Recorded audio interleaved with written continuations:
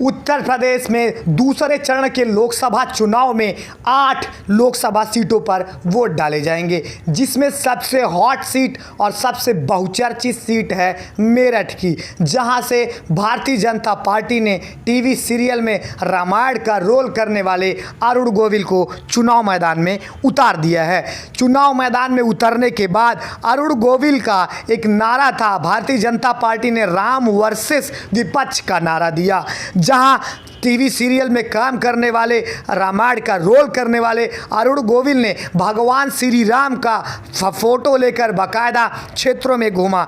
इसके बाद तमाम सवालिया निशान खड़े हुए, तमाम सवाल उठाए गए कि क्या अब इलेक्शन कमीशन कहाँ है जो अरुण गोविल पर एक्शन नहीं ले रहा है। उसके बाद अरुण गोविल का एक बयान बहुत ज़्यादा चर्चित हो गया और बहुत ज़्यादा वायरल हो गया, जिसमें उन्होंने कहा कि संविधान पहले भी बदला गया है और संविधान में अगर त्रुटियां हैं, अगर आवश्यकता है तो संविधान बदला जा सकता है और मोदी जी और अमित शाह पर मुझे पूरा भरोसा है कि जो त्रुटियां रह गई हैं, जो संशोधन रह गए हैं, वो बाकायदा किया जाएगा। इसके बाद विपक्षी पार्टी के नेता सपा सुप्रीमो अखिलेश यादव ने बाकायदा करीबन 250 से 300 वर्डों का एक बहुत बड़ा पोस्ट किया, अपने ट्विटर पर पोस्ट किया और बाकायदा ये बताया कि भारतीय जनता पार्टी संविधान बदलने के लिए ही चुनाव लड़ रही है, क्योंकि जीतने के लिए तो 272 सीटें ही काफ़ी होती हैं। लेकिन अगर भारतीय जनता पार्टी लगातार एक बात कह रही है कि अब की बार 400 के पार, तो कहीं ना कहीं दाल में कुछ काला जरूर है।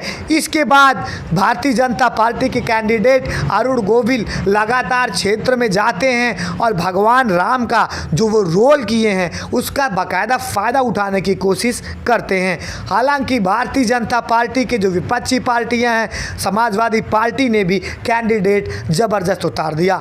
इसके बाद पूरी मेरठ की जो लोकसभा सीट है दूसरे चरण के चुनाव में सबसे दिलचस्प है। उसके बाद अलीगढ़ लोकसभा सीट भी काफ़ी दिलचस्प होने वाली है इस बार। वहीं मथुरा की लोकसभा सीट भी इस दूसरे चरण के चुनाव में काफ़ी दिलचस्प होने वाली है। बात की जाए 2019 में, तो 2019 में इस 8 लोकसभा सीटों में से 7 लोकसभा सीट भारतीय जनता पार्टी के खाते में थी। एक सीट जो दानिश अली बसपा से थे अलीगढ़ की लोकसभा सीट से, इस बार वो कांग्रेस के गठबंधन से प्रत्याशी हैं। तो कहीं ना कहीं जो पहले चरण का चुनाव हुआ था, वहाँ जो तमाम राजनीतिज्ञ हैं, जो तमाम विशेषकार हैं, वो ये बताते हैं कि भारतीय जनता पार्टी को थोड़ा नुकसान ज़रूर हुआ है, क्योंकि जो पहले चरण का चुनाव हुआ उत्तर प्रदेश की 8 लोकसभा सीटों में अगर बात की जाए तो वहाँ भारतीय जनता पार्टी को खासा नुकसान होता दिखाई दे रहा है।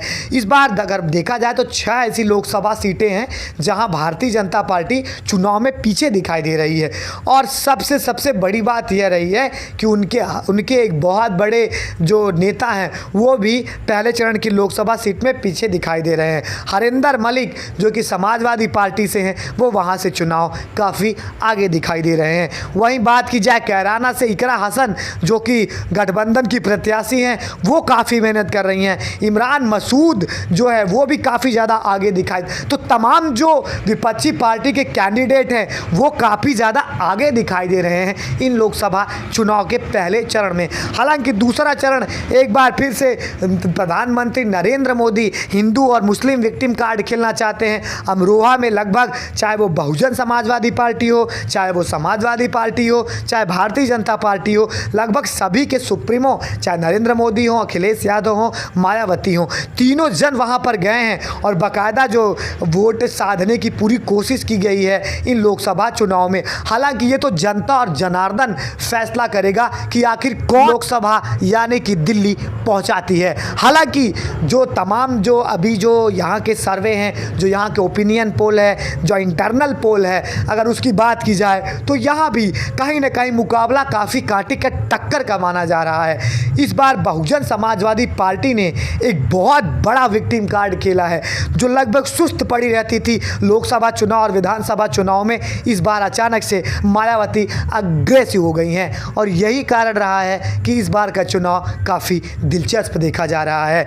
उत्तर प्रदेश की लोकसभा चुनाव से जुड़ी तमाम खबरों के लिए आप हमारे चैनल विनय विवादिया को सब्सक्राइब कीजिए और बेल आइकन प्रेस कर लीजिए आपको चुनाव से जुड़ी पल पल की खबरें मैं आपको देता रहूँगा। नमस्कार।